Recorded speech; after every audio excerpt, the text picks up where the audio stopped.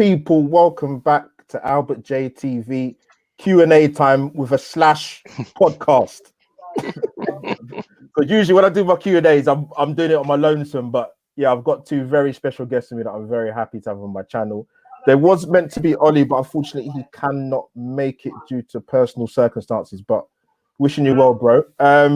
Yeah, guys, so Q&A time. We're going to discuss all things Arsenal, of course, and there's a lot to talk about.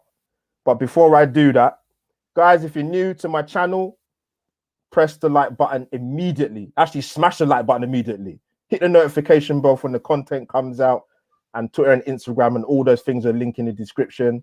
Subscribe to the channel as well. With further ado, like Martin Tyler on Sky Sports, we are live. My first guest, I'm going to introduce, he's been on my channel before, my brother from another mother, Russ. How's it going, mate?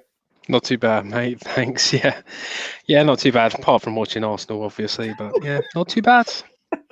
It could be worse, mate. It could be a lot worse. It could be worse. It could be a lot better, though. Yeah, we could be supporting the other lot down the road, but we'll get into that another day. Yeah. And yes, thank heavens for small mercies. Of course. And yes, further ado, I introduce my second famous Arsenal supporter here as well. Kesh, welcome aboard to the channel for the first time. Glad to get you on. I've seen you on the YouTube circuit for a little bit and like your views, calm, measured, and realistic, to be honest with you. So Kesh, welcome aboard, man. Thanks for coming on, my friend. Thanks for having me, mate. What can I say? Let's get it cracking.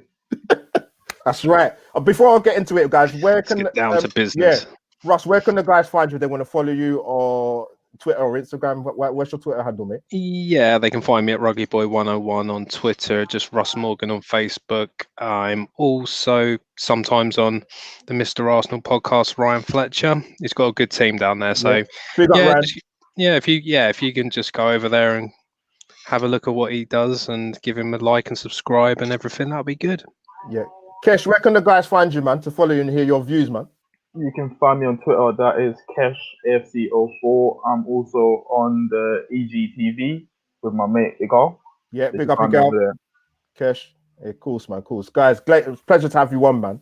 So before we get into it, I want to sort of ask you guys, sort of your Arsenal journey as a fan. Why Arsenal? Everybody has a different background story as to why they support the club. I've done content on my channel telling them how I fell in love with Arsenal and why I support them. Starting with Russ, why Arsenal, and what's your sort of first memories and your best memories as an Arsenal fan? Oh wow, it's a long time ago now, mate. Right, I first started watching Arsenal because I went to a game with my best mate Darren. He doesn't do YouTube or anything like that, so he'll probably never see this. And his dad Andy, and just one day they said, "Oh, do you want to go to watch a match?" And I said, "Oh, okay then."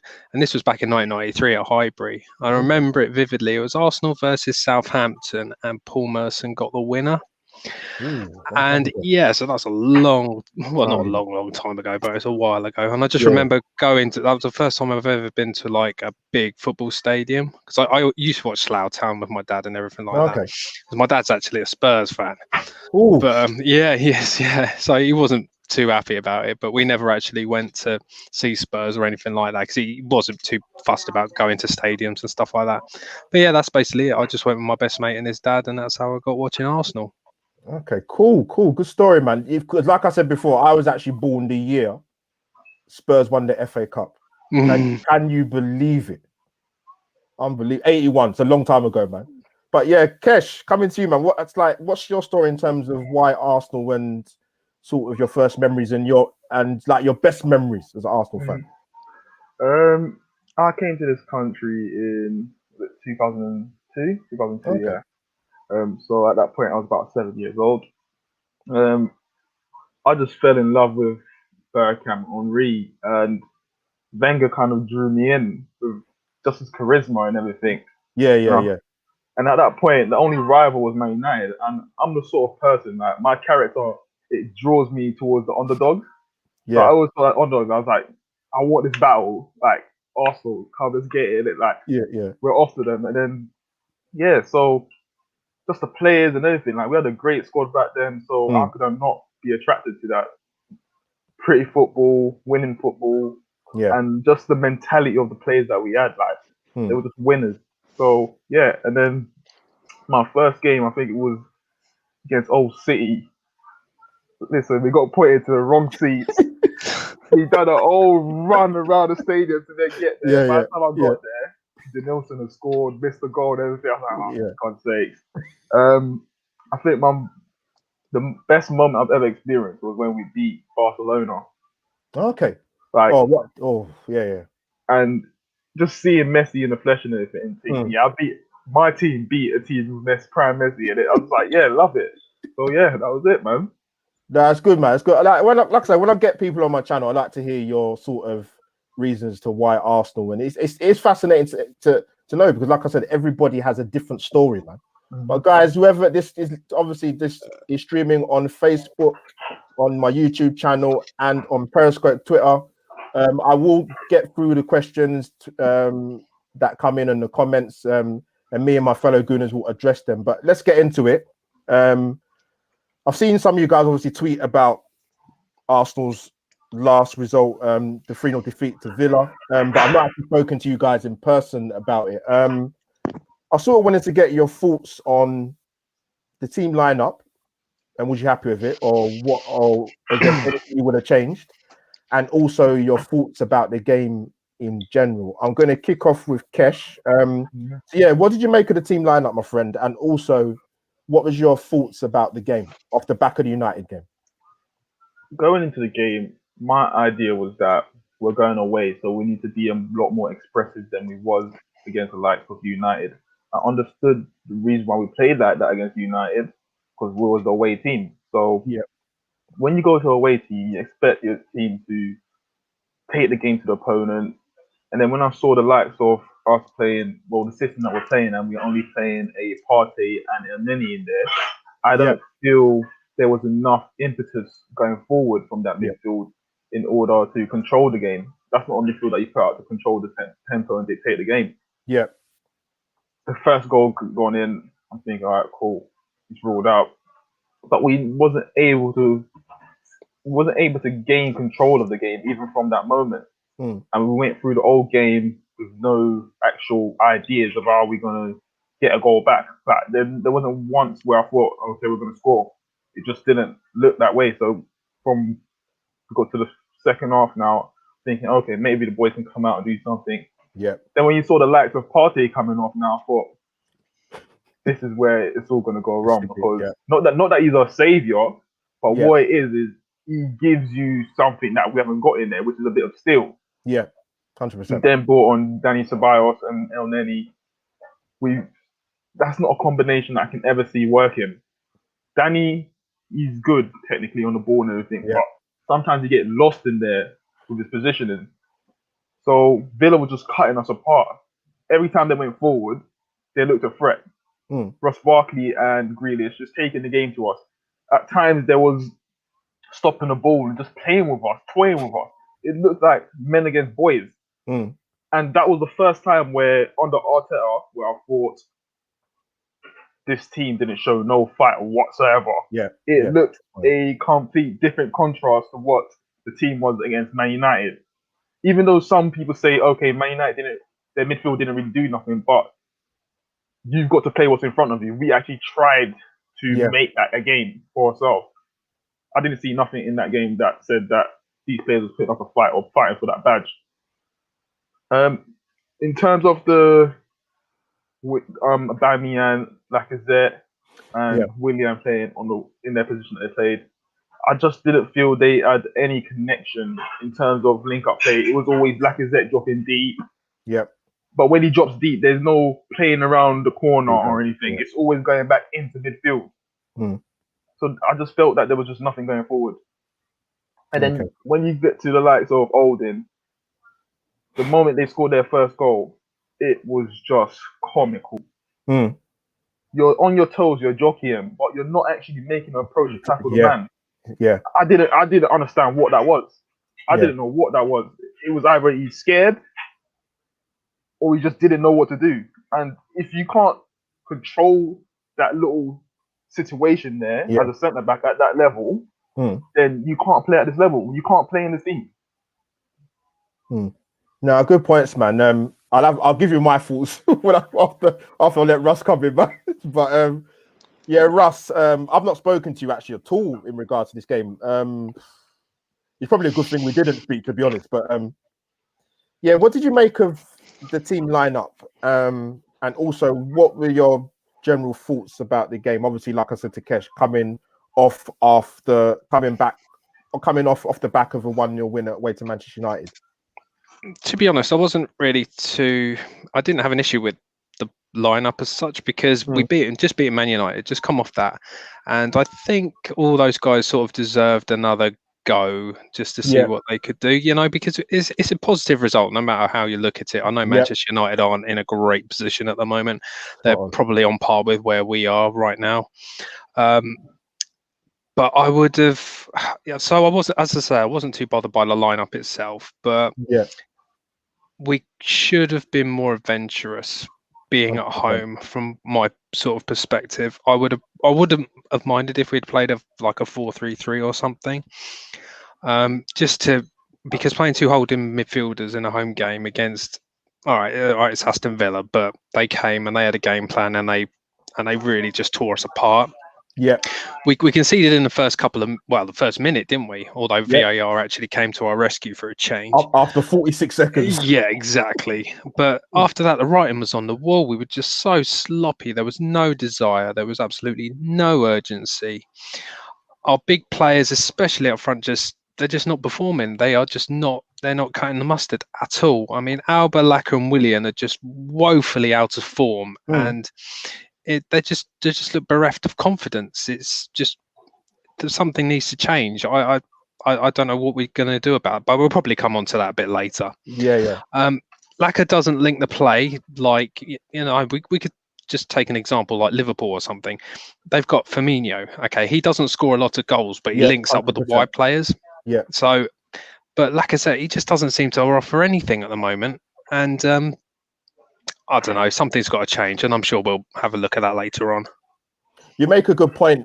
Before I come on to my not rant, my measured view of it, possibly even measured. But you make a good point about the Firmino thing, because obviously he's not scoring goals, but you could even relate that back to international football, Kesh and Russ, in the sense that when the last World Cup, and I must admit, as an Arsenal fan, I could not believe Lacazette didn't even make the French squad at the time.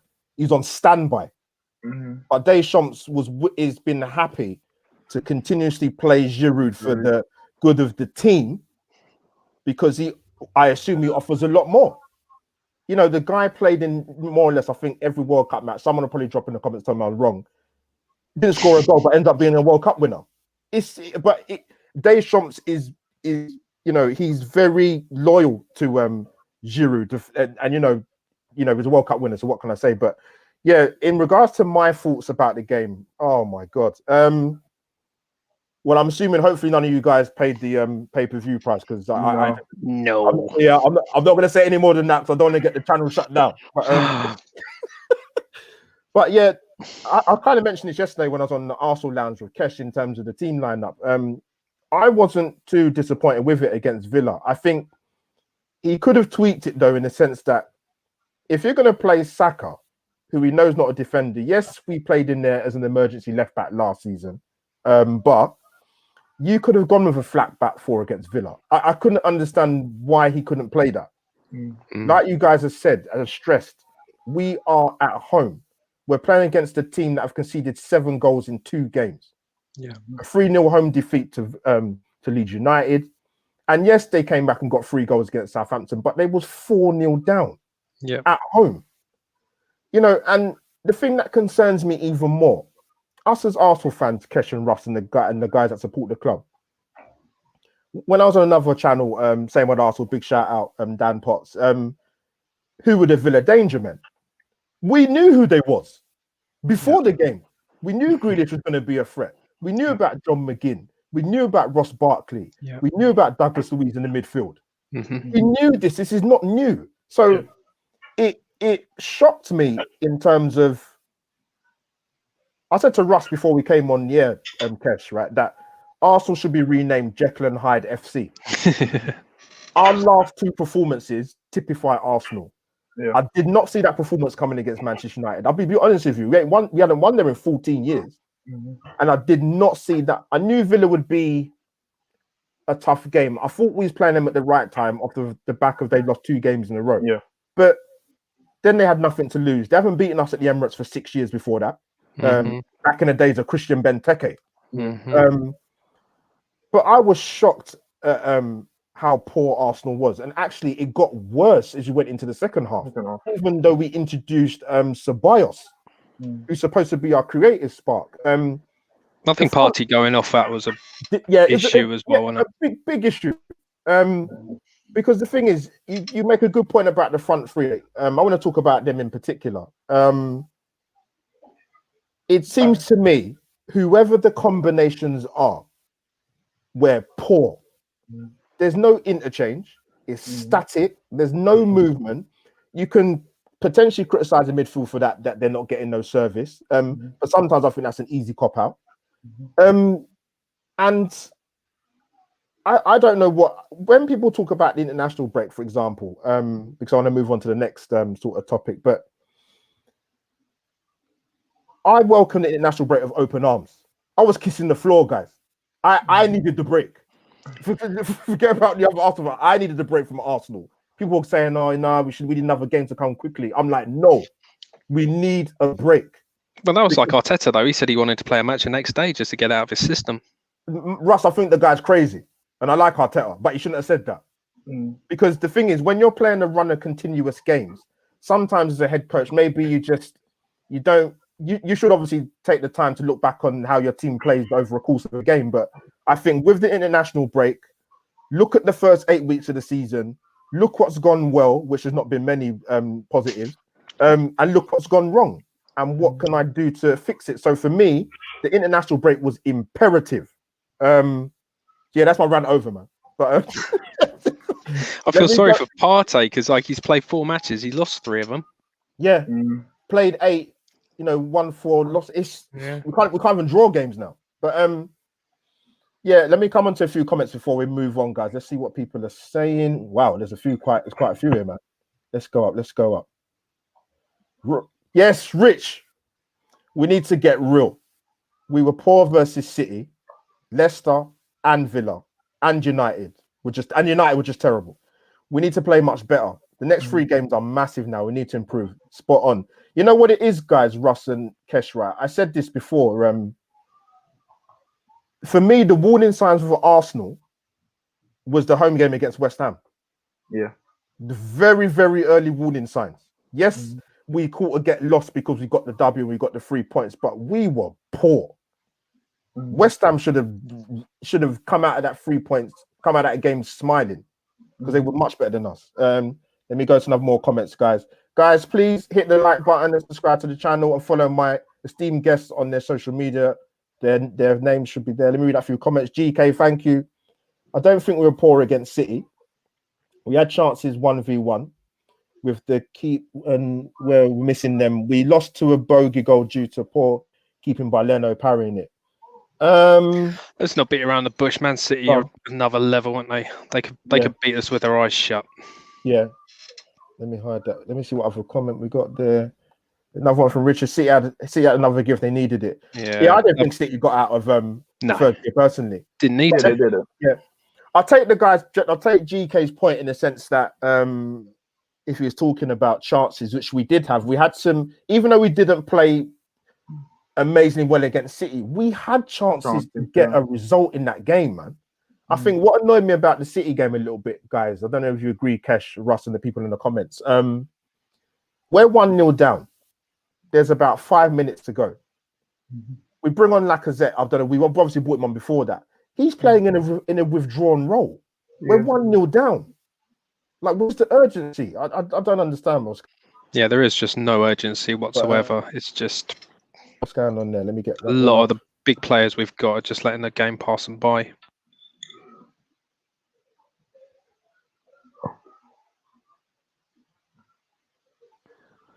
You guys can hear me? Sorry. Yeah, I just had a pause there. It's because the system needs Giroud. Look at the strikers. Yeah, he bought all target men that are 6 foot. I think is that Gignac, as you say? Yeah, Gignac. Yeah. Griezmann can't function without a target forward. Yeah, spot on. I agree with that. Absolutely. Richard, another comment there. Sebastian not the answer in terms of creativity. I've said that. Guys, before we move on, I was going to say before. Thanks, Rich. I want to ask you guys. I'm glad Rich brought up about Ceballos. When we got him back for another season loan, be honest. What was your thoughts of what you've seen the season before, and that the fact that we got him back for another season? I'm going to start with Ross. After lockdown, he was amazing, wasn't he? He was like a new signing.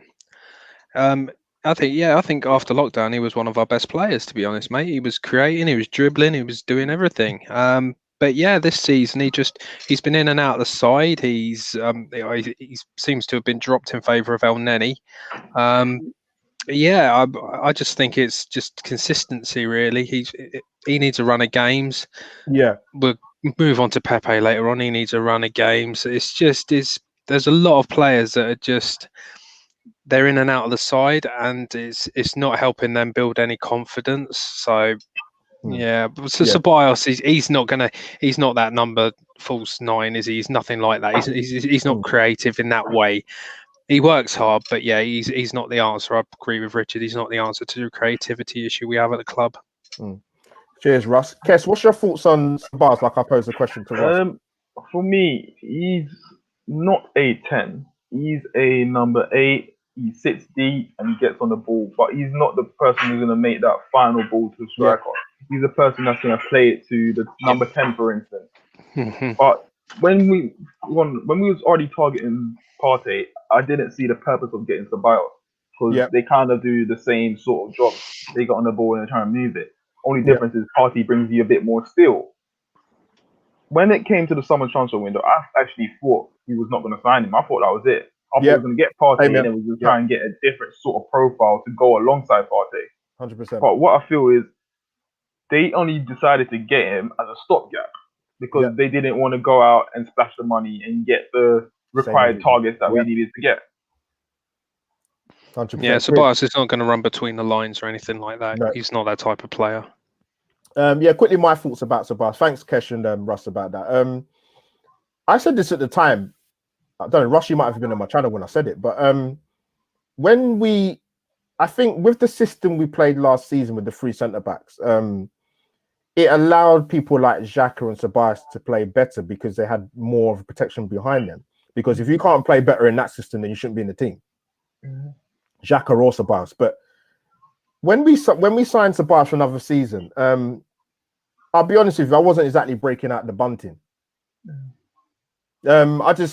I thought, yes, he did well towards the back end of after Project Restart, and I don't ignore that totally. But I just thought, have I seen enough for him to have another season at Arsenal? And I'll be honest with you, Russ and Kesh, I was underwhelmed when we got him for another season, if I'm being honest with you, because it comes back to what you said before, which we're going to move on to. Player recruitment, our favorite 2 words, man. Jesus Christ. But yeah, guys, I'm going to move on to Mikel Arteta. And obviously, we've got a number of games coming up, including Premier League and Europa League. But I sort of want to focus more on the Premier League games. But yeah, Mikel Arteta, guys, what do you think he needs to do or to help himself to change the fortunes of our beloved club going forward for the rest of this season? I'm going to start with Kesh. I think he's got to be brave. He's got to start trusting the players that he has not used already. Have some faith in them. 100%. I feel we need to add some youth to give us a bit of energy. We're lacking that, that enthusiasm of the kids that they want to prove themselves. I feel we're lacking a bit of that. Like, as bad as we was on the Emery, we had a lot of energy from the youth, even though they weren't quite good at that point, which I understood. They weren't great. But I feel Joe Willock is starting to show a lot more in his game where I could say he's more mature and he's ready to take on a bit more pressure on his shoulders. Yeah. So we need to also play the players in the right position, change the system. Let's let these players go out there in a better system so we can actually judge them and see if it's actually the system or it's actually them. Because a lot of fans are saying it's a system. So give them the floor to audition and show that it's not the system that's letting that. It was that it was the system that was letting them down. 100%. Give the likes of William Saliba an opportunity, because I don't see the point of us playing the likes of Mustafi, who's going to be gone at the end of the season. You might as well give the kid a chance to gain some experience. Yeah. Because otherwise, if you don't, it's going to be the same thing next season again. What are you going to say? He's not going to experience. Yeah. No, you're right. So I'm going to give my thoughts, and I'm going to come to Russ. Get you writing down some more facts. I can see you with a pen twitching away there, man. But yeah, you know what it is. I said it a while ago in regards to the front three. I want to see a more settled front three in the Premier League games, but it's difficult because obviously, as I mentioned before, so people might find contradicting myself, but he's tried different combinations and it's still not working. So what do you do? I mean, I'm going to show you guys something, right? I'm going to talk about Aubameyang quickly. You guys might have seen this graphic. I'm going to put it up on the screen as I'm talking to you now, so just bear with me. It was the number of shots at goal this season in Premier League. Kesh and Russ, almost fell off my chair. If you can see that. And Aubameyang, I think, let me take the banner off a minute, sorry, has only had 10 shots, man. Shocking. And I think they said, if I got this right, let me take that off. They said Harry Maguire has had more shots than Aubameyang this season. Yeah. Harry Maguire, and he plays a centre-back. So it's not even the fact that he's not scoring. He's not even shooting a goal. It's crazy. And yeah, the front, he's got to, I don't know if it's a case of Arteta's, I think the issue partly is the fact that he's showing a lot of faith to some of these guys that have been letting down 4 different managers in the last, 4 or 5 years. I mean, and I mentioned the point yesterday on the Arsenal Lounge that, the likes of Willian, the likes of Nketiah, who's the other 2 he keeps playing as well? I've gone out of my head, and people that are not his signings have gone by the wayside. Torreira, Guendouzi, Pepe doesn't get a look in. And the thing is, if you're struggling to get results on a consistent basis, I said it yesterday. If you have to look and see what you have as solutions. Yeah. See what you can do see what options you have to part of to offer solutions to what you can do. So, we know Emil Smith Rowe had an problem in terms of injuries. If he's fit, I want to see him play more this season. We've seen what Eddie can do. For me personally, I want to see Balogun play more. You know what I would say as well? I feel it's a thing where the systems, like, remember, let's not kid ourselves. We're saying the system, but Aubameyang was getting goals in the system. Yeah. I feel what it is now a lot of teams are actually clocked onto the system. This Lacazette and Aubameyang out wide that we used to say work, they bounce off each other. I feel a lot of other teams have worked it out now. Like, you're not seeing Aubameyang with so much space out there anymore. So they're shutting that off. And remember, all our play comes down the left. Yeah, so we're one-dimensional. Absolutely. Yeah, so it's a bit easy to work on that, preparing to come up against Arsenal. So we need to start giving the teams a lot more problems.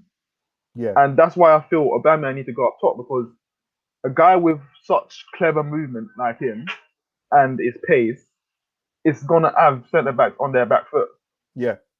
And then that way we can put 2 fluid wingers there that can contribute. Yeah. But that was like when Saka was playing for England on the left. He was sort of playing as a sort of a wing back, but he was actually getting forward and actually getting into the box as well. He won us a penalty, didn't he? Yeah. So, I mean, that's the sort of position I want to see. I want to see Saka sort of further up the pitch on the left, and that will make more sense to me with Tierney at the back. Yeah. So, yeah, I mean, I would prefer if Aubameyang was brought into the centre because Lacazette's just offering nothing. Yeah. Take the shackles off, like Kesh. And you know what it is, Kesh and Gruff. I don't know if you're going to agree. And comment, guys, in the comments, drop in the comments below. People talk about Aubameyang and Lacazette as a partnership, and this might surprise some people. I don't think it works. I don't think it's worked for a long time. I just think they're best mates, and that's it. Yeah, you know what Russ, thank you. You know what it is? When I think of great partnerships, I think of Shearer and Sutton the year they won the Premier League. I think of Shearer and Sheringham. I think of Wright and Bergkamp. I think of Dwight York and Andy Cole. I don't think Lacazette and Aubameyang work at all. Never. Yeah. They don't. I think most of those strike partnerships, the players didn't even like each other, did they? Yeah. Well, Cole and Sheringham. Yeah, didn't like each other at all, but they did it on the pitch. Yeah, it doesn't. I don't see, even when they played as a two. Yes, there was the odd occasional link-up play being Emery's first season, but I don't think they work as a pot. I don't think they work as a two. I don't think they even work as a three. Yeah, it don't work. And that's with the extra person, whether it be a Reece Nelson, a Pepe. But yeah, release the shackles and it's the next two. I think after this international break we're gonna have, right? It's gonna be Arteta's got his work cut out. But before I go into even more, Russ, I want to get your opinion. Sorry, mate. Before about Arteta and we come on to the fixtures and that. Sorry. That's all right, mate. Yeah, if he comes across as a bit of a control freak for me, I think I've spoke to you about this before. He literally kicks every ball, doesn't he? He barks out orders on the touchline. It's the way we're playing is coming across as a bit boring and a little bit predictable. Yeah, there's just no link-up play between the midfield and the isolated forward line. And sorry, Ross. When you follow, Richard makes a good point. When we don't score first, we have problems, man. Yeah. We don't ever look like getting back into games. Absolutely. Yeah. But when we're playing at home, we should be going on the front foot. We should be making. All right, I know there is no home advantage essentially now because there's no fans, but there is still that thing that you are home. You know what size your pitch is and all of that sort of stuff. So we should be going on the front foot when teams are coming down. Definitely.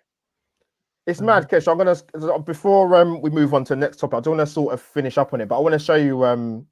You guys have probably seen the graphic in regards to Emery and Arteta after 38 games. I think it was. I'll just put it up on the screen. I think the two things that concern me out of the graphic more so was goals scored, and shots. I mean, that's a big gap, man. And the thing is, you know what's worrying even more, guys? Emery's a pragmatic coach. He's not an attack. From what I understand of Emery's career, he's not an attacking coach. No way he was. Arteta's pragmatic though. But I didn't think he'd be. I mean, I think people had this sort of idea that working under Pep. I don't think he is though, because when you first came in, you had the likes of Ozil playing in a 10. Yeah. You had Ozil created chances. I think Ozil scored an hat-trick against Newcastle. Yeah. Today. Yeah. If he was pragmatic and this is the system he wanted to play initially, would he not have come in and played that system straight away? I think he's just looked at it. He's sorted out the defence, which is absolutely fine. All right, we've got so many central defenders now; it's unreal. But I think he needs to do something with the forward line. I mean, he's got Thomas Partey, which is fine. I mean, we've got Xhaka. If he's ever needed, we've got El Neni. So you got sort of three holding players there, or deep line playmakers, whatever you think they are. Yeah. But you need to get that one player, that Ozil replacement, the one who's going to link up the play.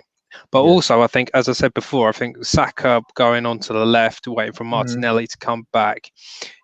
There's lots of possibilities. I just think Arteta is too risk averse to try something different. Yeah, 1,000,000% spot on. I tell you, I agree with both of you because it's like I said yesterday on the Arsenal Lounge. I'm going to say it again on here on my channel. He has options, Ross. people can question the ability of the players that are there. I said it yesterday, Kesh. Like, I know Willock's not a Gerrard stroke Daniela De Rossi, but he goes beyond the strikers. The game in Europa League, the 2 own goals came from Willock making runs into the box. Yeah. You know, the guy plays well, and he doesn't even make the 2 match day squads for our last 2 Premier League games. Yeah, doesn't even make the bench, does he?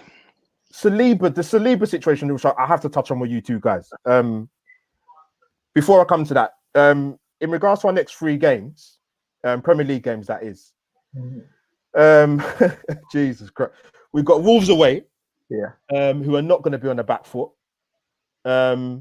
We have Wolves at home, who Wolves we've not beaten at home since they've returned to the Premier League in the last 2-3 years. And we have obviously the North London derby, Tottenham away, first weekend of December. Now, you guys know with Mikel Arteta, there's been massive rumblings before the Villa game on social media. We've seen it. We lose the game to Villa, it ramps up even further. You know, the people are starting to hashtag Arteta out and things, right? What do you think out of a possible 9 points, taking into consideration what you've seen so far, how many points out of 9 do you think we'll take our next 3 Premier League games, starting with Ross? Yeah, it's quite feasible, mate. We could end up with 0. Do you think we'll I get? don't 0? necessarily think we will, but I at the moment, mate, I just can't see. We've got Leeds away, all right. Leeds are free flowing, free scoring. It's that game could end up anything. Wolves at home, I think we'll beat Wolves at home because they haven't started off particularly great.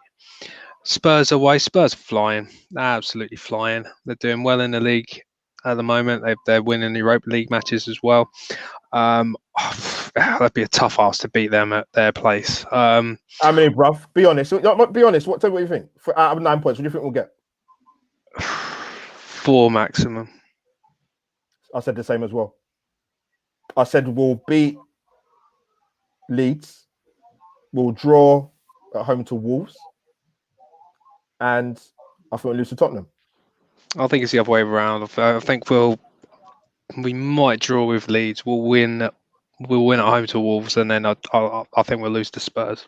Listen, I mean, it may seem like we're being negative, but I don't think we are. I think we're being realistic in what we've seen. And I always say to football fans, Kesh and Russ in general, whatever club you support, your own 2 eyes don't lie to you. You see what you see. So yeah, Kesh, what do you think will our possible points return to be out of 9 against those 3 teams? I think it's possible to get 6. I generally do, provided that we come back and we tweak the system. Because let's face it, we've got the front players. If only we can get them firing. As I said, put Aubameyang through the middle, get Saka on the wing, drop Willian for a bit, give Pepe the chance because he's screaming saying that he wants to be playing. So he's making noise. Go out there and prove to me that you deserve to be starting.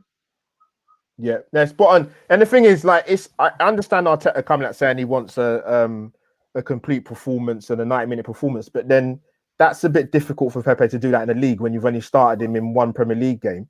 Yeah. Away to Man City. Mm-hmm. I mean, I agree with what Pepe said. He didn't say anything to me that was out of order or was wrong. You know, I want an opportunity, but then he's put pressure on himself. If he does get the chance to be in the team and get a run of 5 or 6 games, you got to deliver. You have to deliver. Not even just because of the price tag. You have to give us options. At the end of the day, I'm going to take Willian outside anyway because he's just offering nothing at the moment. He hasn't done anything since the first I would game. just rather play Pepe. Yeah. Just give him a run of 3-4 games. These 3 games, just do something with it because Willian's just offering nothing. You think he is. In the last match, I think all but 2 of his passes were backwards or something ridiculous like that. I'm just fed up with seeing him on the pitch, to be honest.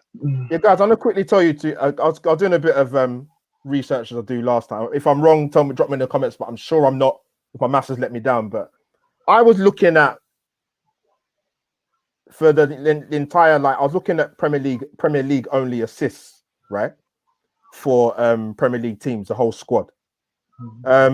You obviously we watch games, we go, oh yeah, Arsenal lack creativity. We go on Twitter, and, oh, we lack creativity. It's on Sky Sports, it's on BT Sport. We know that, but then sometimes when you actually look at it in black and white, stats are not everything, but they give you an indication in it. Yeah. But when you look at it, Russ and Kesh, it's damning reading, man.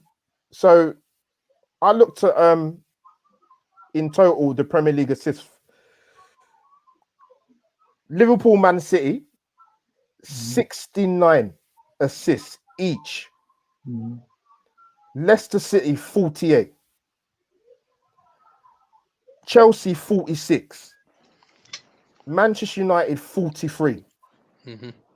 Tottenham, 19. 39. How many do you think Arsenal got? I'll say 17. 35. 20. Oh, really? 35. Liverpool, Man City, 69 chance. That's more or less, you might as well say chances created, really. Yeah, but if you look at that a different way, though, you can see Spurs, how many have they got? 39. And they're top of, well, more or less top of the league, aren't they? Sorry, Russ, that was last season, mate. Last season. Oh, sorry, yeah. Last season, sorry. Yeah. Last season. That's, guys, I think that's damning. I really do.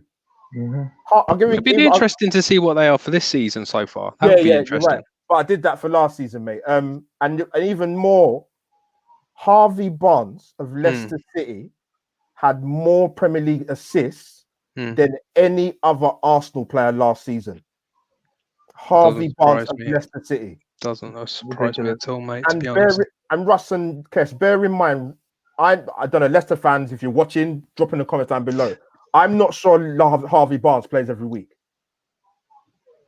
And yet he's still got more assists than any other Arsenal player. I think that's damning. Ridiculous, yeah. I was shocked when I saw it. I couldn't believe what I was seeing, guys. I was shocked. And guys, I'm going to get you up a little... I want to get your thoughts quickly. We're going to move on, actually, because it's going to help. We're going to move on to... I want to talk about certain players at Arsenal. And I want to get your thoughts. Because I've not spoken to you really about them. But I'm going to start with Lacazette.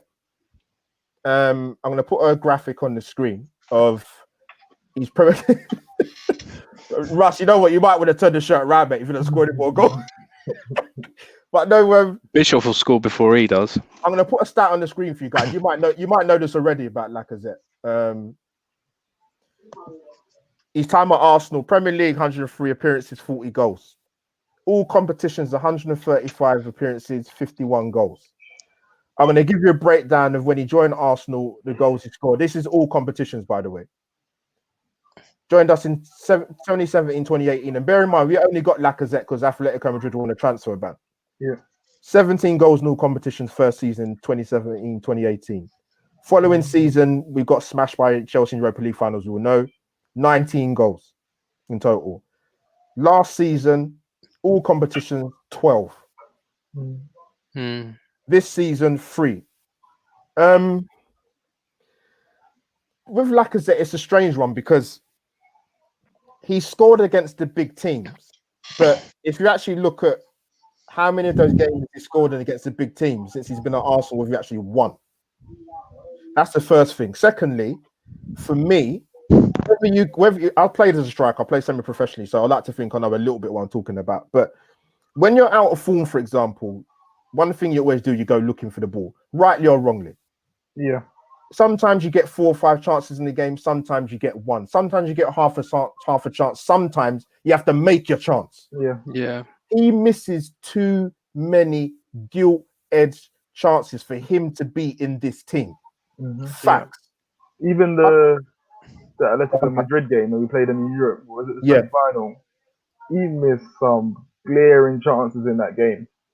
So it's not something that's only just been going on under Emery or Arteta. This has been going on for a very long time. Yep.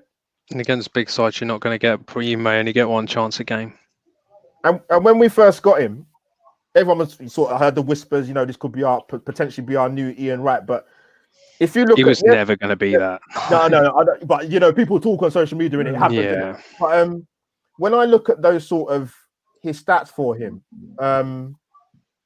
I would expect a much better goal return for the money we paid for him. Yes, you can turn around. People will come on, you know, and say to you, "Oh, but he works hard for the team," which I don't disbelieve that. But guys, it's there, man. Like this guy misses too many chances. His goals return is not that fantastic, and you're playing as a central striker. Mm. And like Kesh said, this is not a knee-jerk stat. It's there, man. This is his Arsenal career there. Mm. It might even be similar in Leon. I don't know. I don't know what his stats are for Leon. His stats was pretty decent at Leon, but come on, Yeah. like it's as someone said earlier, it's the PSG league, get it? Like Different gravy, innit? Yeah. it's different gravy. Defenders are a lot better over here compared to what they are over there. And some people try to make the excuse that he wasn't doing this dropping deep things at Leon, but I watched Leon quite a lot. He was dropping deep. That's always been his game. Okay. Always been his game. Yeah, okay. Russ, before I come to you guys about Lacazette, sorry, Russ. To get through some of the comments here, guys. Thank you for tuning in on Facebook and my channel on YouTube and tuning in to Periscope, Twitter. I'll try and get through your comments as we go through. GK, what team has kept a clean sheet in the Premier this season? Even Liverpool and the City leaking goals. These mid-table teams coming to have a go. You know what it is, GK. Thanks for the comment, mate. And Russell and Kesh, I don't know what you think quickly, but I said at the start of the season, you guys know I like my fantasy football, man. And I said quite a few weeks ago, for your teams, forget the defenses. I'm talking generally about the Premier League because clean sheets are going to be dime a dozen. Yeah. Dime a dozen. This season's about goals, man. It's about goals. It's true. So you're not going to get that. Guys, I want to quickly talk about this before I come back to Russ about Lacazette, and Kesh, you might want to add a bit more, but GK says, with Arteta in regards, doesn't trust the players. What I will say to that, and Russ, you probably heard me say this before on my channel. Kesh, you might have heard me say it before, and I'm going to keep saying it for the next 100 years until Arsenal sort things out, because I think it's relevant about the trust thing. There was that documentary with Roy Keane and Patrick Vieira, Best of Enemies. You guys probably see it. Yeah. Patrick Vieira was asked by Gabriel Clark, what was Arsene Wenger's greatest strength and greatest weakness? And I thought it was interesting. Patrick Vieira had the same answer for both questions. And he said, trust. Wenger had the same problem, trusting too many of the players that he had that were consistently letting him down. Yes, you can argue Wenger stayed too long and tactics and not being pragmatic, but trusting players. Vieira had the same answer. That documentary was many years ago, quite a few years ago now. Yeah.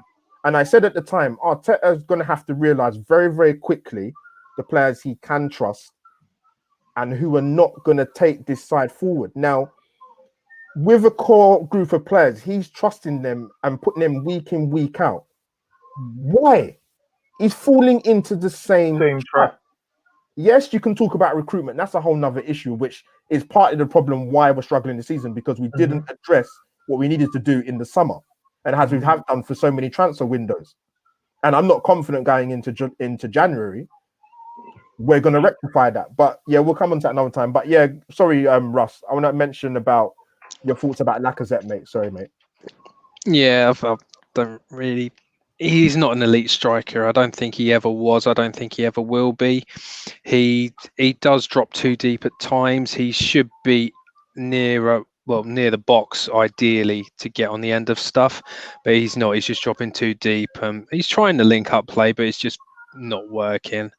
I would have got rid of him in the summer, to be honest. I could definitely see him leaving at the end of this. In next summer coming up, I can definitely see him going, because I just think we need to move on from him. Mm-hmm. Totally agree.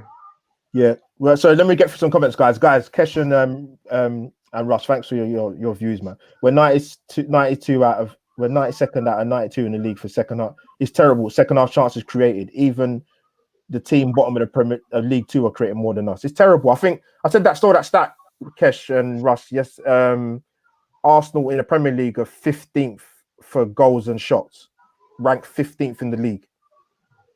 I thought, wow, it's damning reading, man. Like, I'm sure Arteta must be seeing this, man. Whether it be get more experience in terms of coaches around him or something needs to change, man. I just think his tactics are too rigid. Yeah, he's not letting the players have freedom. He's there barking orders at them all the time. He's kicking every ball. He needs to let them off the lead a little bit. Yeah, someone mentioned that. You're right. Someone mentioned that. Big up the players need to express themselves a bit more. I think they feel shackled. They feel that they're not allowed to do what they want to do. Yeah. Sorry, but I was reading GK again. Cheers, mate. I'm thinking we have to cash it. We should, 100%. You know what? It's because I watched Lacazette, and when I see him perform, guys, I know what you think. You're giving away stupid free kicks. Half the time, you spend most of the time on the floor trying to win free kicks. You're not contributing anything to the team. He looks slow to me. He just looks so slow. Weight. He looks like he's gaining weight. Yeah. Grant Jesus cost City nearly 50 million. Cheers, GK. Another comment. Thank you, Sentiment FC. I don't think we need to sell to buy. We are Arsenal. Big brand money shouldn't be an issue. Yeah, but you know what it is? We're drip fed as fans. We haven't got any money. We can't even afford to get managers. That's the reason why I went for Arteta. Hey, Uncle Melvin. Melvin's in the chat. Uncle Melvin.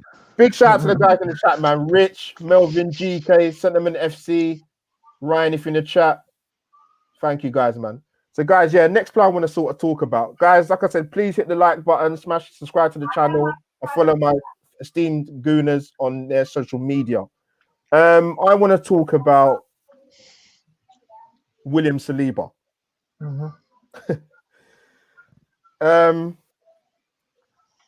What's happening here? What do you make of? You know, we've got this guy. Effectively, it'll be come the end of the season. 2 seasons ago, £27 million raised into £30 million, whatever it is.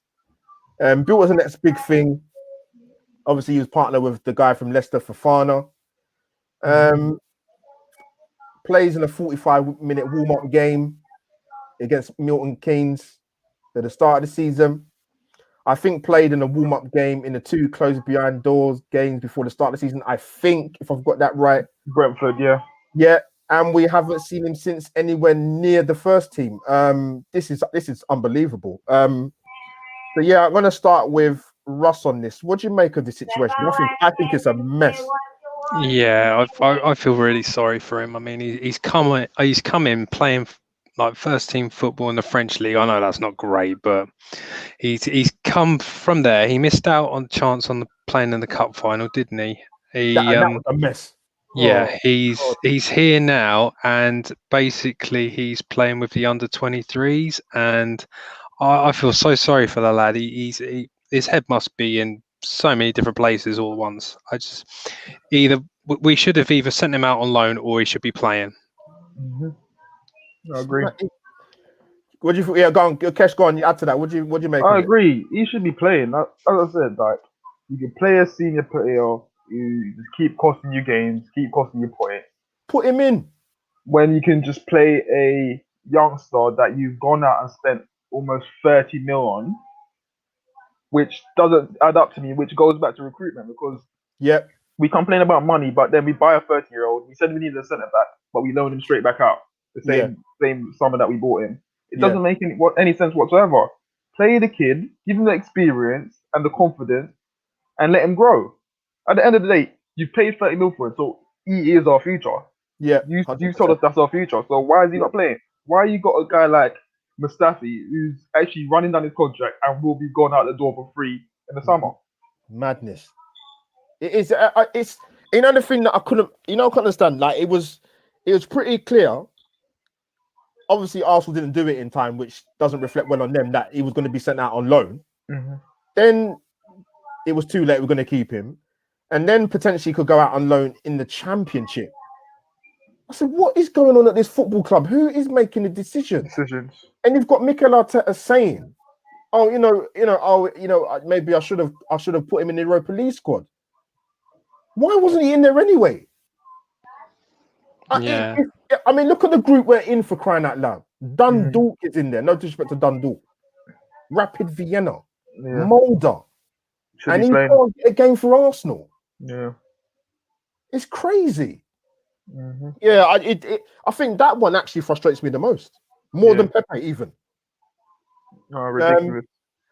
Oh my God. Yeah, guy, this has been like a therapeutic session talking to you guys, man. Yeah, I want to talk about the next person I want to sort of talk about Arsenal player quickly, really, is Nicolas Pepe. £72 million.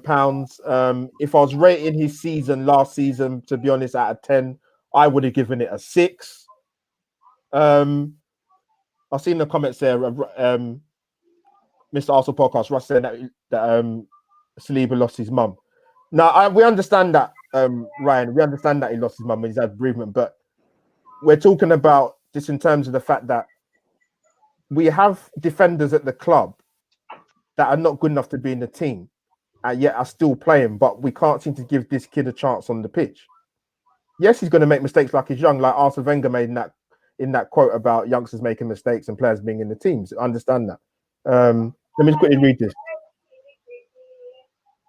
Yeah, I know what Arteta said, but Ryan, we're at a point at Arsenal where we've had the experienced players playing this team for a very, very long time, and have not done us really any good.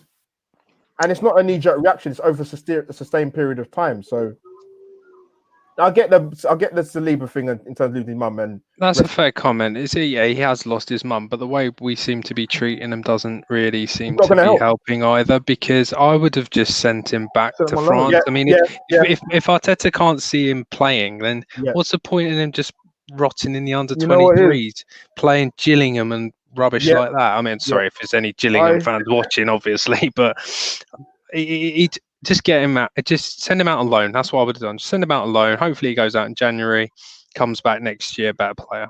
Go on, Kesh, show me. I feel they sabotaged that deal because of the whole thing during the cup final and everything. Yeah. And they wanted to take out the 2 mil that they were meant to pay if he paid the other experience, make the appearance. Yeah. And St. Etienne said no. So Arsenal just saying, you want him again next season, you're not having him. I think that's what they've done. Honestly. Yeah, no, good, fair point, Ryan, man. Big shout out, my thumbs up there. That's it. No, you know what? He's been playing at a top level, hasn't he? He's been playing men's football, and now he's playing with kids again. It's not doing him any good. Yeah. Regression, if anything. Yeah. No, you make the fair point, because the thing is, you're right. If you're going to send him back. But we couldn't even do that properly. We did it too late. I would have sent him anywhere where he's going to play first team football. Yeah. I mean, I would have sent him to the Championship. I mean, I would have even sent him to like either West Brom or something like that. If they wanted a defender, which clearly they do, or Fulham or something, they clearly need a defender. I would have sent him there. Just get him playing. He needs to play football. Cool. I know Arteta's mentioned before about he didn't feel that he had these like sort of progressive year at St. Etienne, because obviously I think Saliba had 2 separate injuries at 2 certain times, so he didn't play as many games as he would have liked to. But then he is your player. He's not coming to you injured. Like to me, it's madness. It's madness. It's like Gabriel. Gabriel was playing last season, and their season finished in March, and he's started off like a train, hasn't he? Really. Yeah. So and he's been absolutely fantastic. Yeah, in a struggle. Yeah, so it's mad, but. Yeah, guys, the next player I want to sort of mention. I would definitely want to get you guys' thoughts on this, man, because I'm going to speak about this last. Hector Bellerin. And when I say Hector Bellerin, I want you to tell me your thoughts about him in terms of his career at Arsenal in entirety, and what you've seen this season, because. As you guys are, I'm on social media, and I sometimes feel I must be seeing a completely different Hector Bellerin playing than what some Arsenal fans say about him. Because I look at it and I'm looking, wow, they must be seeing something that I don't, because dare I say it, praising this guy to the hills. Word of a better phrase, but. Yeah, I'm going to start with Kesh. Let me give a bit of context to what I'm saying before I come to Kesh. Sorry. I mean, Bellerin sort of come into the fray at Arsenal 2014-2015 season, because obviously we had the injury to Matteo Debuchy. Yeah. Young, great pace. Debuchy. Yeah, I know. Those are the days, isn't it? Bloody old man. And there's rumors a few years ago about Bellerin in terms of Barcelona being potentially interested. I said it on my channel and I'll say it again. Personally, if those rumors are true, I would have driven him to the airport. I'd have said, thanks to your service, Hector Bellerin at Arsenal. fill your boots at Barcelona, if those rumours were led to be true. I've said with Bellerin, I don't think Bellerin. The thing is, when you give an opinion, as you guys know with social media, Twitter and Instagram, particularly Twitter, they'll say to you, "Oh, but he's had an ACL." When you talk about Xhaka, for example, "Oh, but he's a captain at Switzerland," and I've said with Bellerin before, for me, defensively and offensively, he's poor. Defensively, he can't defend. His position is poor. He cuts inside far too many times. His crossing is not very good. So I think to myself, I ask myself the question, and I put it out there to Arsenal fans. If you can't do those two facets of the game very well, why are you in the team? Shouldn't be in the team. And I see a lot of people say, and you know the funny thing is, right? When he got called up for Spain, and I said it to Kesh yesterday on when we came off air, that if someone gave me a pad of paper and a pen and write down the comments people Arsenal fans are going to say when he's got that call up for Bellerin, I'll be a millionaire. Oh, see, Arteta doesn't know what he's doing. Arteta didn't play for Spain. See, Bellerin's got a call up. I could not believe what I was. Because Russ and Kesh, the thing is, right, going a slightly bit off subject, but if people are going to tweet things like that, if you're an Arsenal fan saying that, go and look at the Spain squad from when Arteta was playing at Everton and Arsenal. Spain won back-to-back European Championships and a World Cup. Go and look at that midfield. You think it was easy to get into? So how do you make that correlation that Bellerin's got called up by Spain to have a go at Mikel Arteta? It to me is crackers. To me, Bellerin. Yes, Kesh, Russ, Arsenal fans, we know getting over an ACL is a serious injury. And I do not downplay that. But I'm talking about Bellerin's career at Arsenal, and I don't think he's good enough. And he should not be in the team. I'm not a big fan of Cedric or Ainsley Maitland-Niles, but they should be ahead of him. But the thing is, when you say that to an Arsenal fan, abuse, whatever, have your say, disagree, don't agree with what we're saying as Arsenal fans, me, Russ, Kesh, whoever it is, but tell me something, sit me down and have a coffee with me, have a drink with me, tell me why Bellerin should be in the team. Please, someone tell me, please, in the comments or whatever. But yeah, I've had my say. Now I can bring in Kesh. Yeah, for me, I've said this for so long. For a Spanish player, he's got no football imagination. Like, there's no imagination in there. Like, he doesn't know what he's going to do with the ball after the time.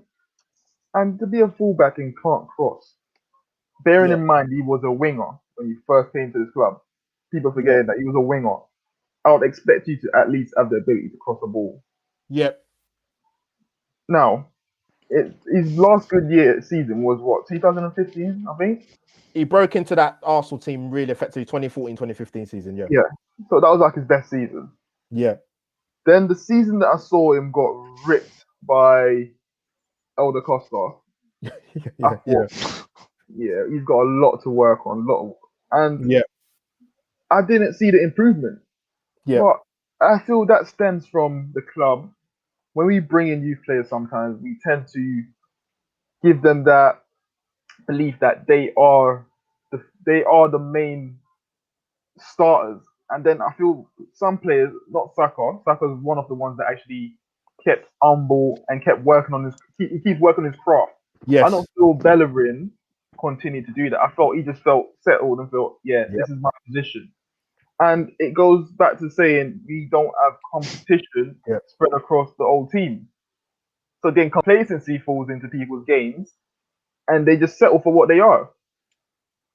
Now, in the summer, we're being linked to he plays for PSV, Dumfries. Yes. Good fullback. Very good fullback. Yes. Very good. I thought, okay, they're saying his value is 12 to 15 mil. Go and make that happen. 100%. Because you can clearly see Bellerin's positioning is poor. It's poor, and he hasn't got the pace that he once had. Yeah. So he can't get away with a lapse of mistake where his man's gone in front of him and he can catch him back. He can't do that anymore. Yeah. So therefore, you need to replace him. Yeah. Now we've seen this season started. I could count at least 3 to 4 goals that has come from his bad positioning and lack of awareness of his runner. 100%. Where do we go from there? Kes, you know what? I'm not going to disagree with you because you saw me have my say before, but it's a good. You know what? The GK, you make a good point because this is what I'm talking about in terms of fan interaction when you have an opinion and but it must be good because PSG won him. It's true that's a perfect reply. Oh, but people have a go at him because of what he wears. I couldn't care less what he wears. I'm looking But that at was also before he got injured, though. And he was actually a good player. He's lost a step for me. He just seems to have slowed down a hell of a lot. And he was a player who relied on his pace to get up and down. He's never been the best defender anyway. But it's worrying to me because like Cedric's been given a 4-year contract and stuff like that, and madness.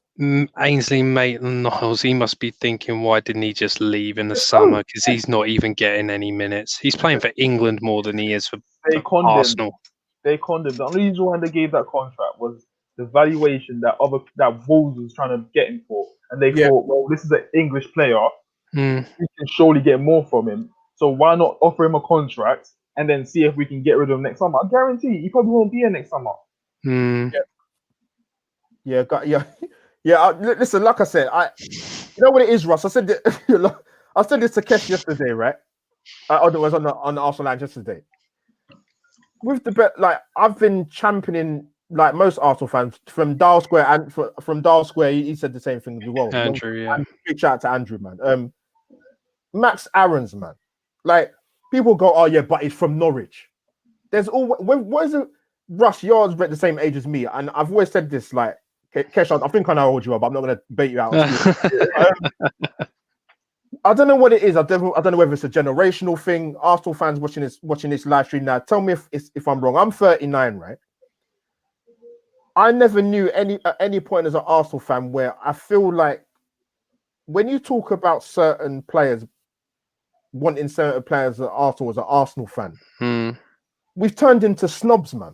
We have. And I don't know where it's come from. Doesn't stop like the likes of Liverpool signing Andy Robertson from Hull, and then they got Wijnaldum from Newcastle who just got relegated. So it doesn't. And Rush, you know the funny thing, Andy Robertson was a good player at Hull City, but people don't recognise that because he played for Hull. Exactly, you don't watch him, do you? Yeah, because the pundits say he's a good player now, and he's Roberto Carlos from the Northwest. He's brilliant. Now, when the Arsenal started, I don't get it, man. I like telling this story, Keston Russ. I think I told you before. I'm not sure.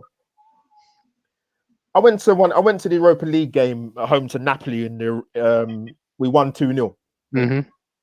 And I was talking among some Arsenal fans after the game, right? Where they set up the AFTV bit or whatever. But I was talking to some fans, and I mentioned about Wan-Bissaka at the time, right? At Palace, and this guy was number one for stats in every single department. Kesh, every single department. People go, oh, but it's because he plays for Palace. I said no, because he's a defender.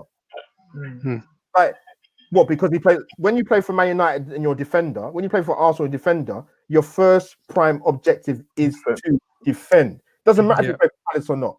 So when I mentioned Wan-Bissaka's name, before I could even finish his name, oh no, man, he's not good enough. We don't need him. Now, yes, Wan-Bissaka has his faults offensively. Yeah. Speak to any Manchester United fan. Yeah. But he is the best right back defensively in the country. 1v1. 1-for-1. But if you tell that to certain Arsenal fans, he's not good enough. He plays for Palace. He's supposed to defend. Ridiculous. You're right. You're right. They're playing. You know what I mean? Like, it's crazy. Sorry, I had to get that out of my system, man. Sorry, man. Crazy, no, it's crackers. It's absolutely crackers. But look at the likes of where Koscielny came from. Like a lot of these gems that Wenger managed to find didn't exactly play at the highest level. Yeah, 100%. It is like this. It's a good point. No, man. It's it. Hector, go through the comments. Sorry, guys. Melvin, Hector cannot defend for me. Melvin, you speak my language, my friend. He seems to get brushed off the ball too easily as well. Oh, that's really fun. Look Oh at my the god. memes against Villa. Oh my Oh my god. bad. Pepe doesn't fit the system. He's a counter-attacking, not possession-based player. No, I don't think he is. But I would like to see him have a run of 5-6 games consistently before. Because you know what, I think some people are done with him already. To be honest. Yeah. So yeah, let me get through the comments. Bellerin is dead food. Oh god. I've read that. It's from the comments. Oh god.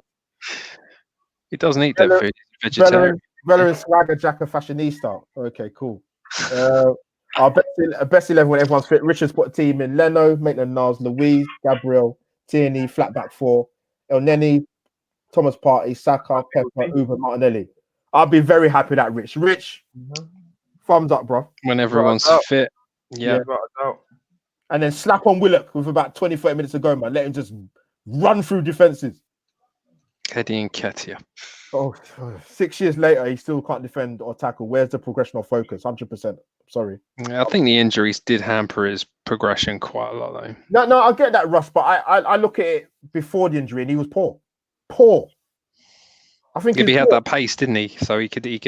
But even with that, I think he was poor, Ross. Yeah. Bellerin is a model, not a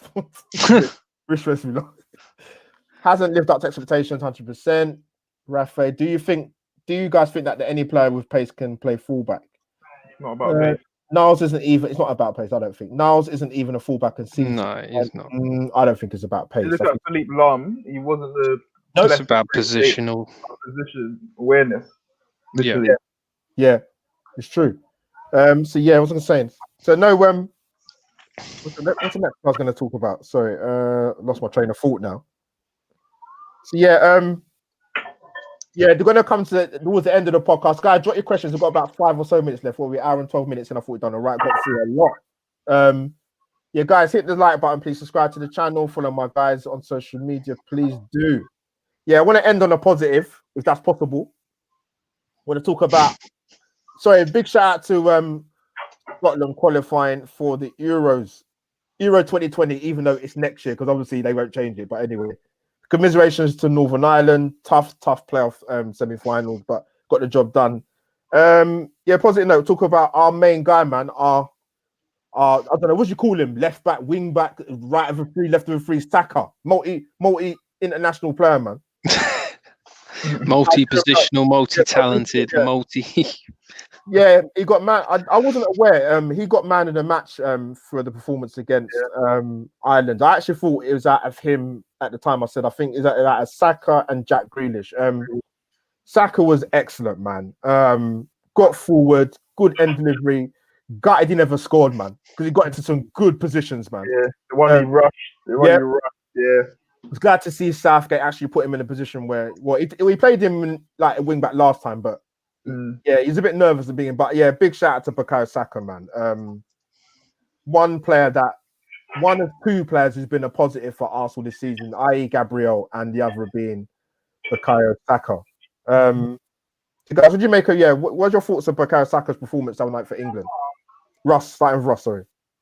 Yeah, I think it was good for him to get 90 minutes. He made frequent attacking runs. And I think I said to you earlier anyway, didn't he? Because he was supporting the forwards, which is pretty good.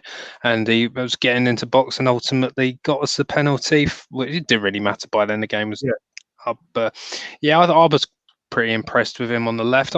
He should be playing for Arsenal. He should be playing that sort of role for Arsenal anyway. Obviously not as a wing back, but I think he could be better further up the pitch. Yeah, further to, I was going to say long-term future at Arsenal. Where would you like to see him play long-term?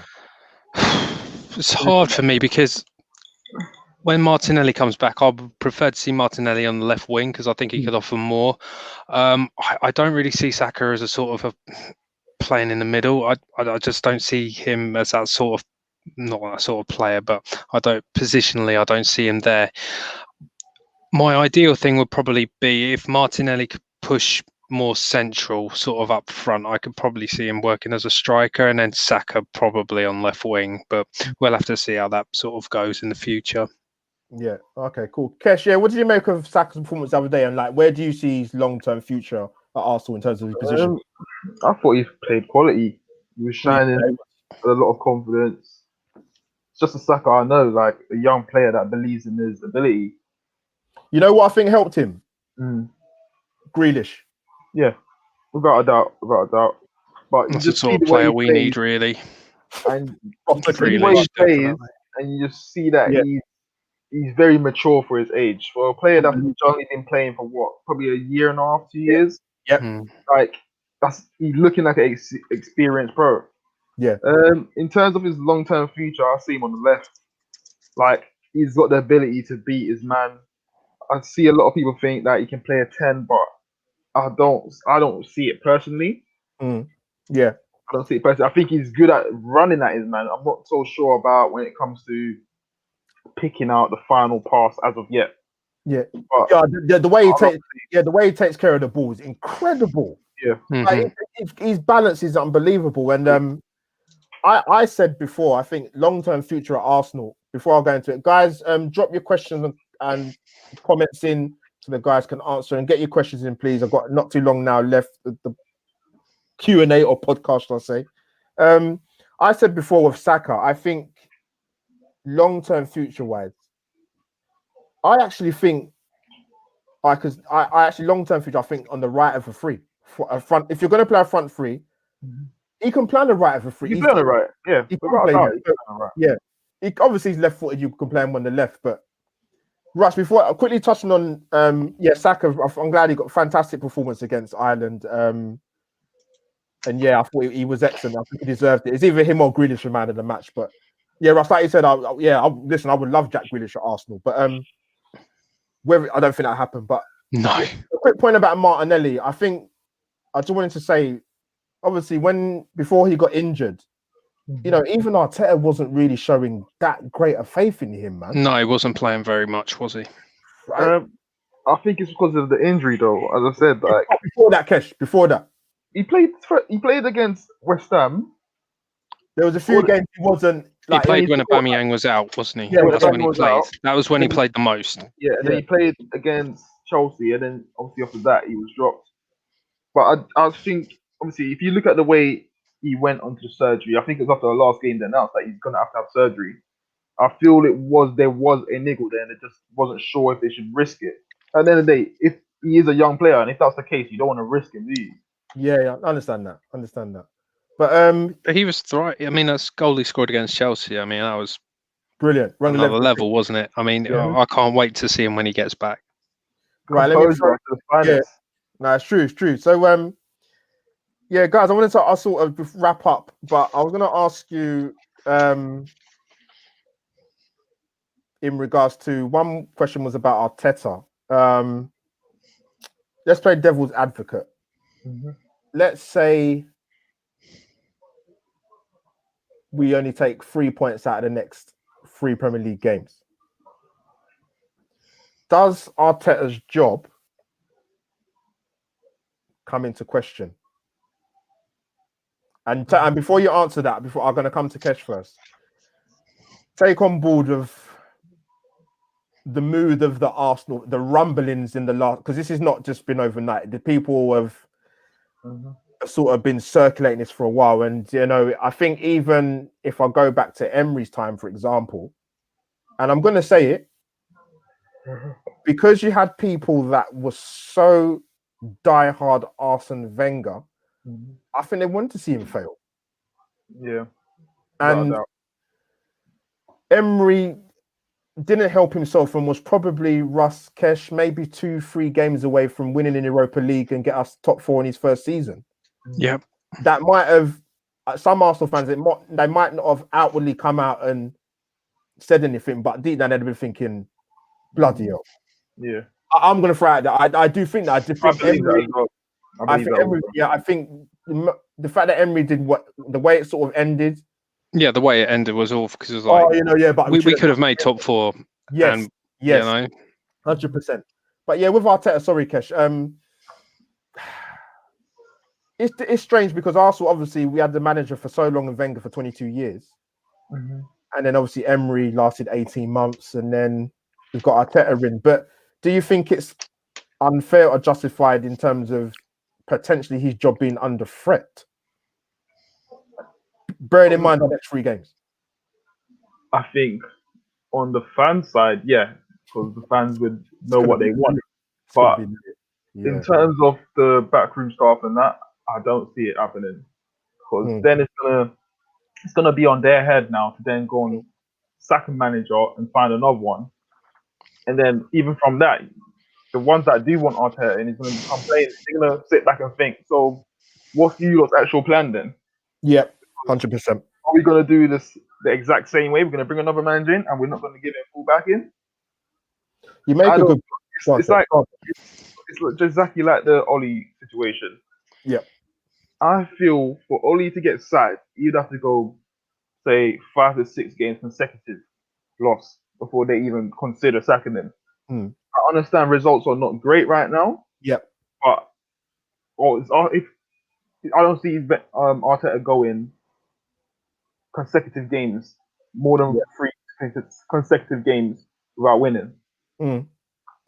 If he was to go 3 games lost, I think he would be forced to even get rid of the system. He has to be, yeah.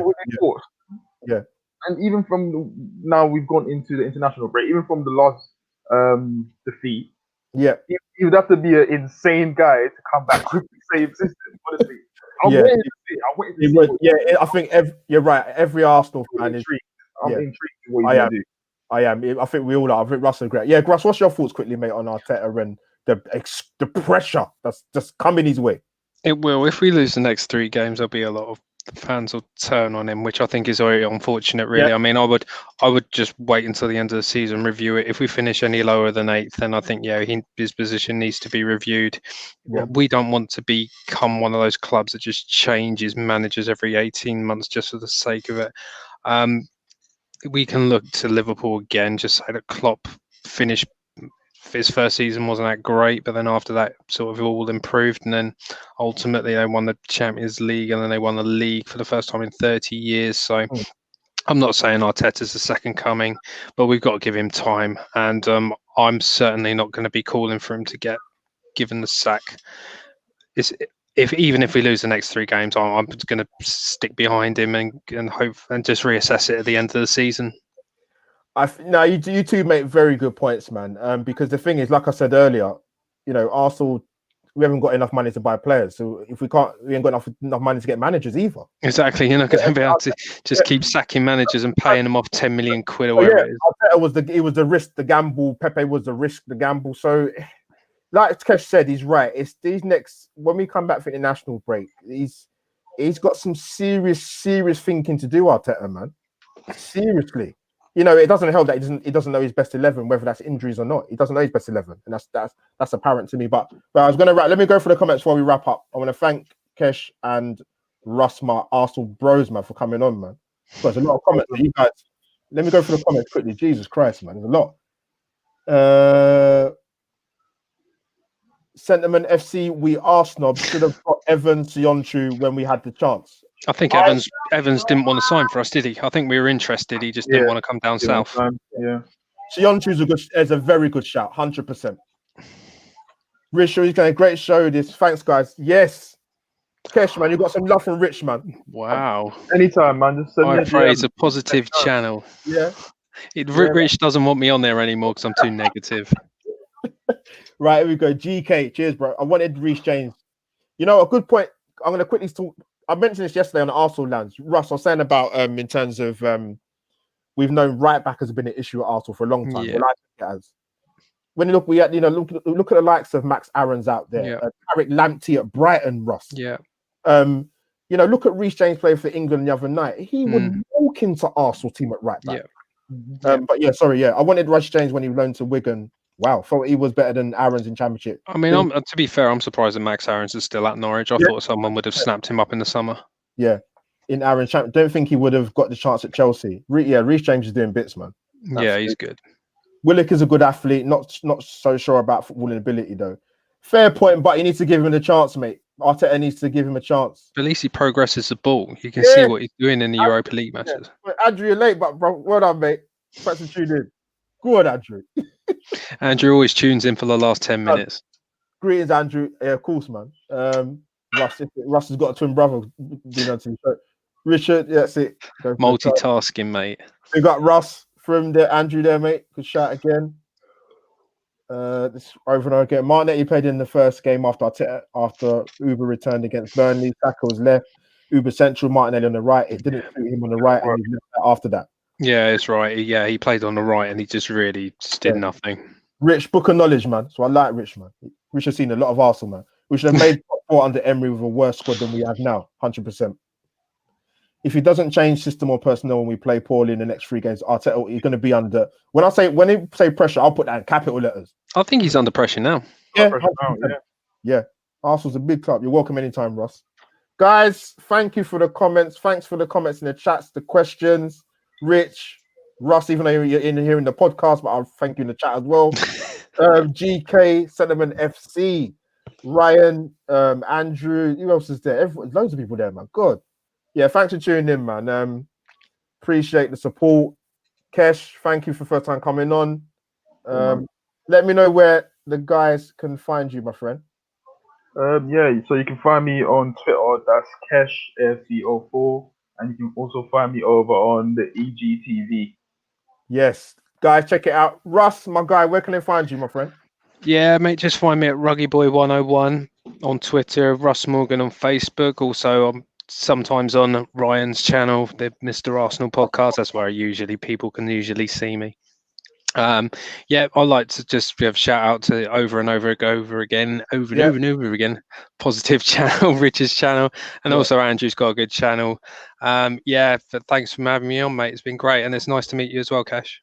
Yeah, you, Kesh, definitely get you one again, man. But guys, follow Kesh, follow Russ, get some good, balanced, strong Arsenal opinions. I like to think I'll give them the right opinion sometimes as well. Follow me, Albert JTV. Subscribe to the channel. My Twitter handle's on the screen. My Instagram is the link is in the description. So, guys, that is Albert JTV over and out. # live Q&A /podcast.